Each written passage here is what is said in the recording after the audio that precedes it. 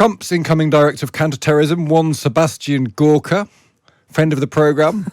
He certainly is not. He despises us. Yeah. Both of us, actually. Individually. Yeah. And collectively.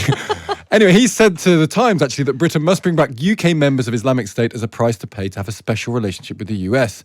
Earlier in the programme, we spoke to the Foreign Secretary, David Lammy. So is the government looking to repatriate these people? These are people who are British citizens who went to Syria, involved in ISIS. Should they be brought back to this country? Here's what David Lammy said.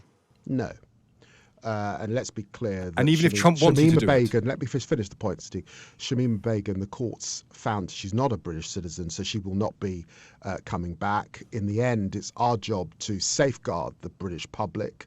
What about British citizens? What about British citizens who are ISIS members? To safeguard the British public, we, of course, are working and speaking to those who are now running Syria. But there are some very dangerous people there, and between myself and the Home Secretary, it's always about safeguarding the public. So at the minute, you're not looking to bring them back? No. We're joined now by Ian Acheson, a former prison governor and counter-terrorism expert. Ian, good morning to you.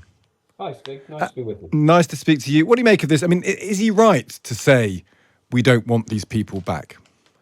Well, of course he's right to say we don't want them back. There's been a huge reluctance with most Western governments to have back their citizens or nationals who've been caught up in the IS caliphate, which was then destroyed. And the net effect of that was we've got hundreds, perhaps thousands of European combatants locked up in teeming, insecure detention in northeast Syria, run by people that don't even have a state.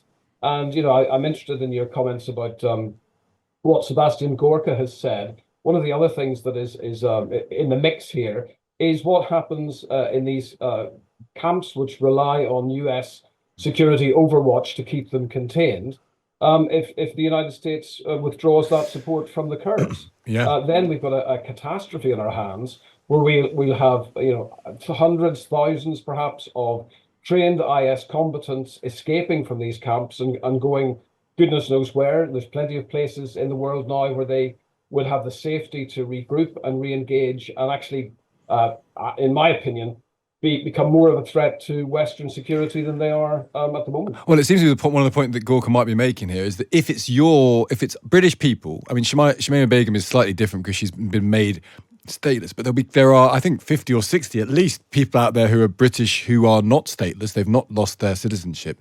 I suspect there's an argument, at least, if these are your people and they've done wrong by being part of ISIS in Syria, it's still your responsibility and you have to take them back. Because if that happens, then at least the problem returns to this country where you can manage it better, I guess would be the argument.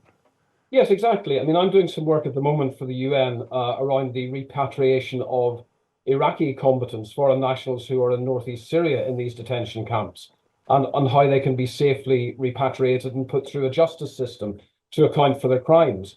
Now, certainly places like Iraq and other countries like Kosovo, for example, that have managed the repatriation of their foreign terrorist fighters have much less capacity to deal with this than we would have.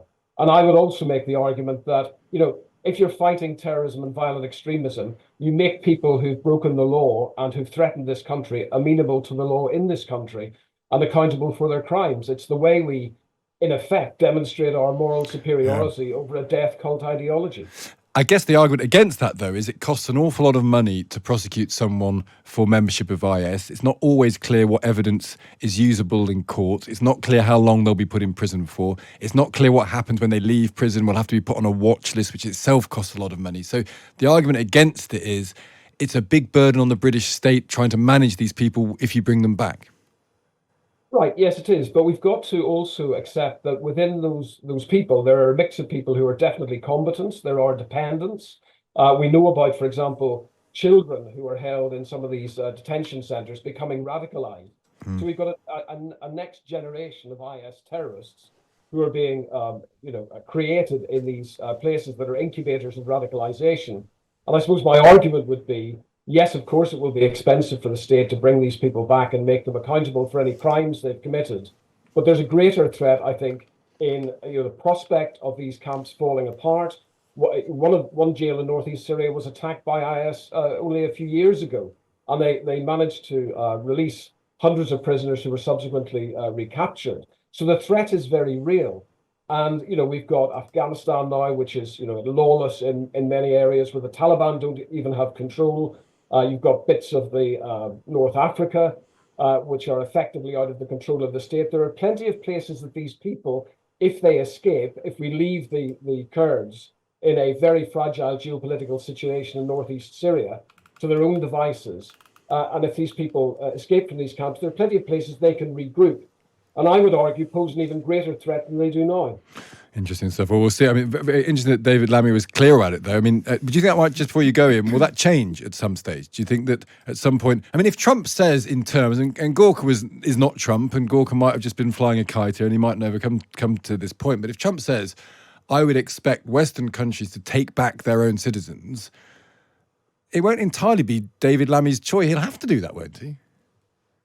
Well, I mean, who knows what Trump is going to do as opposed to what he says or what his proxies say. But he's been very, very clear, hasn't he, about his discontent with the contributions of NATO countries and Western countries to national security. So you can apply that same logic to what's happening in northeast Syria. These camps, and the Kurds who guard them, absolutely depend on United States military force to keep these people contained. If that force gets removed because, for example, Trump might say, well, European countries, you're not pulling your weight. It's not our dog in the fight. We're withdrawing some of that support. We've got a potential national security catastrophe. So, whatever David Lammy is saying, and I find his arguments pretty unconvincing, frankly, we need to protect our national security by making sure these camps remain secure and British citizens. And by the way, Shamima Begum had her citizenship revoked by a court. I'm sure it can be replaced again. I'd like to see her back in the court explaining her callous behavior and her attachment to IS and be punished for it. But we need to get our citizens back again and put them through a judicial process, because in doing so, we are demonstrating that they're not beyond the reach of the law. And as I said before, the values that we have as a country are superior to the people that they've thrown in with. That's so interesting. Ian, great to speak to you. Thank you for joining us. That's Ian Acheson, the counter-terrorism expert. Lammy says no now. We'll see if that situation changes. And just to say, Sebastian Gorka will be on Drive on Tuesday. I'm sure delighted that he's not speaking to either Asma or to me. And maybe we are too. Who knows?